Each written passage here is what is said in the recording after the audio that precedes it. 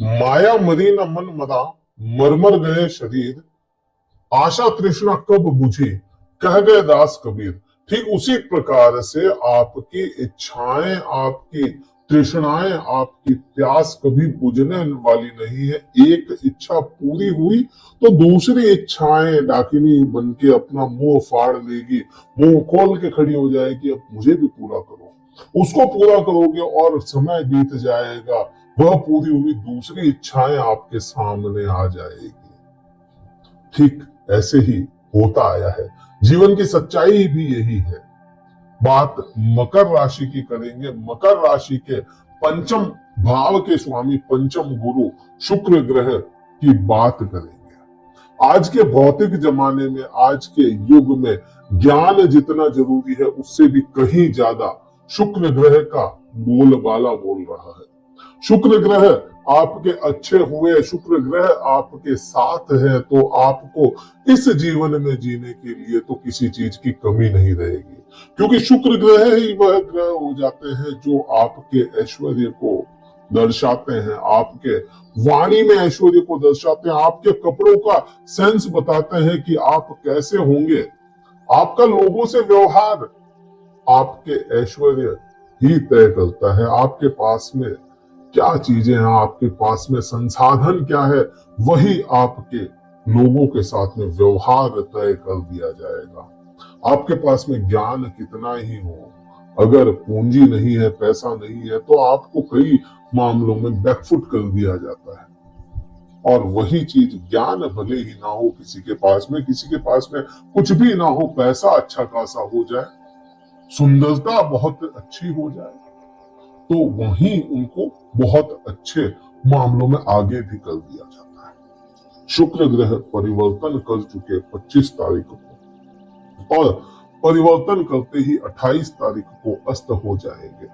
सब जगहों पे अलग अलग दिया हुआ है, कहीं पे 25 तारीख को शुक्र को अस्त बताया गया है, कहीं पे कहा, लेकिन सबके रीजन, सबके अलग अलग आप देखेंगे, क्योंकि लैटिट्यूड लॉन्गिट्यूड पे आधार होता है पूरा पंचांग। समय और अवस्थाएं परिवर्तन करती है। जैसा मेरे पास में, जिस रीजन में मैं रहता हूँ, जैसा मेरे पास में पंचांग है, उसमें 28 तारीख बताया गया है अस्त होने का समय। तो यहाँ पे मैं 28 तारीख को लेकर के चलूंगा, लेकिन हाँ, 2-3 दिन का मार्जिन मिल जाता है, किसी के 2-3 दिन पहले, किसी के 2-3 दिन बाद, यही होगा। लेकिन मोटा मोटी तौर पे 2 महीने का समय रहेगा।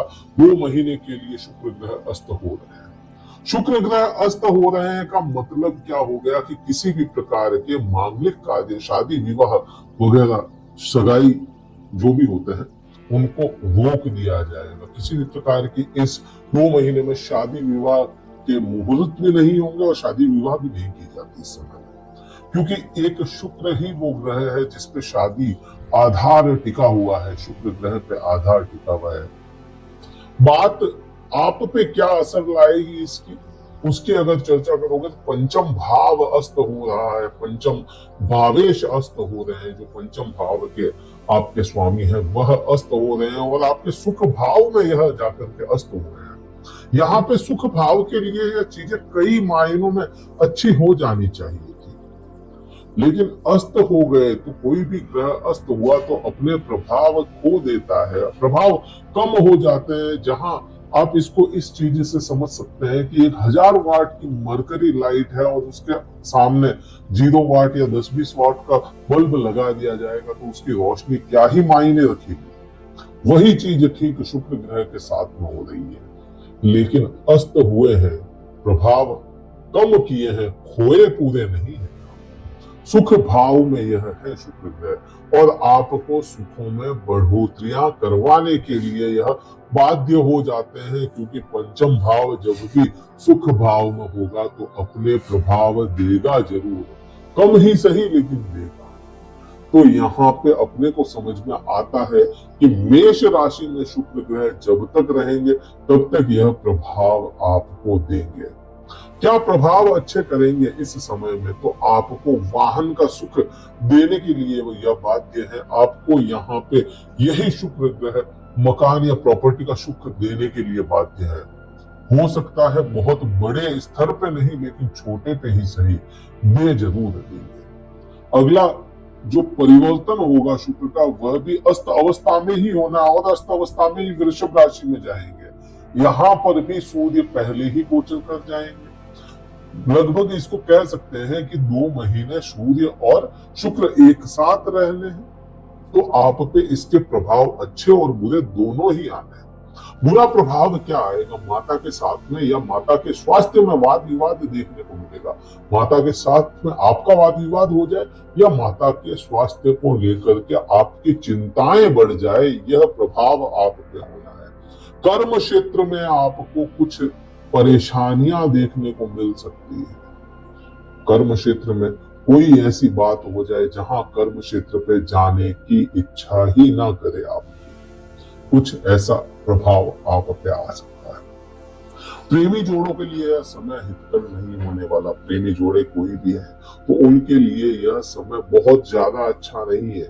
शिक्षा के लिए कोई भी विद्यार्थी शिक्षा अर्जित कर रहे हैं तो उनके लिए मन भटकाव का समय होगा। यह किसी भी प्रकार की शिक्षा आप हासिल कर रहे हैं, पढ़ाई कर रहे हैं, उच्च शिक्षा कर रहे हैं या छोटे बच्चे भी शिक्षा कर रहे हैं, तो उनका मन भटक सकता है। इस समय में शिक्षा के लिए बहुत अच्छा समय नहीं होगा। बार बार जो उच्च शिक्षा हासिल कर रहे हैं उनका मन बार बार भटक के भौतिक चीजों में, दूसरे कार्यों में उलझने के योग पूरे हैं। यहाँ इच्छाओं की पूर्ति बहुत बढ़ सकती है। इच्छाएं बढ़ जाए, पूर्ति ना हो पाए। इच्छाओं की पूर्ति के योग पूरे नहीं है। इच्छा बढ़ गई और वह पूर्ति ना हुई, पूर्ण ना हुई आपकी इच्छा, तो वहां पे फिर आपको डिप्रेशन या आपको अग्रेशन आएगा उस चीज को लेकर के। मानसिक तनाव देगी वो चीजें। अगर आप और मैं ही क्यों ना हो, किसी के लिए भी यह चीज होती है, इच्छा हो रही है, वह पूरी नहीं होगी, हाथ को आई हुई चीज नहीं मिलेगी, तो वहां पे फिर क्या होगा?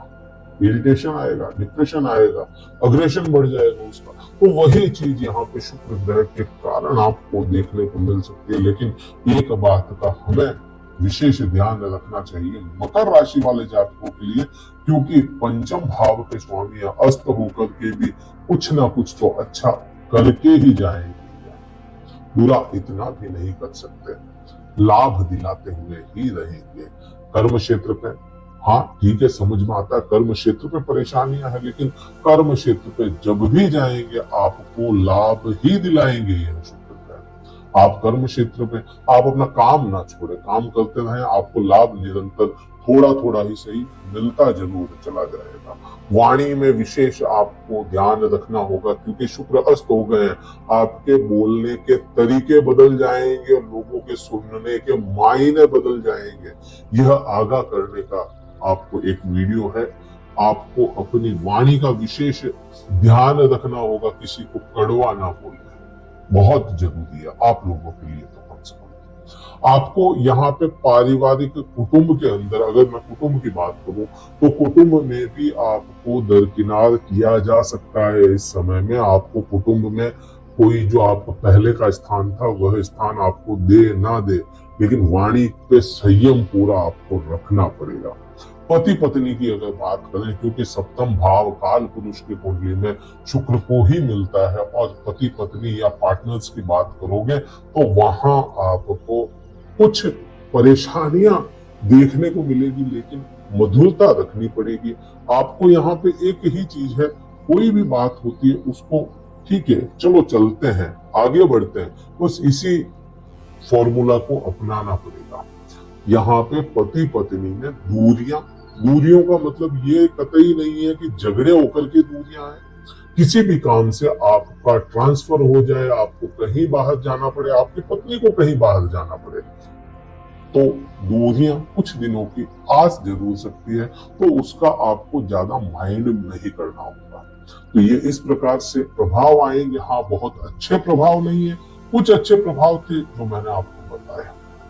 वीडियो कहीं भी अच्छा लगा हो, कहीं पे भी आपको लगा हो कि हाँ ये कुछ हो सकता है या आज तक ऐसा हुआ है, तो आपको कमेंट करना है, लाइक करना है, वीडियो को शेयर जरूर कीजिएगा, सब्सक्राइब करके जाइए।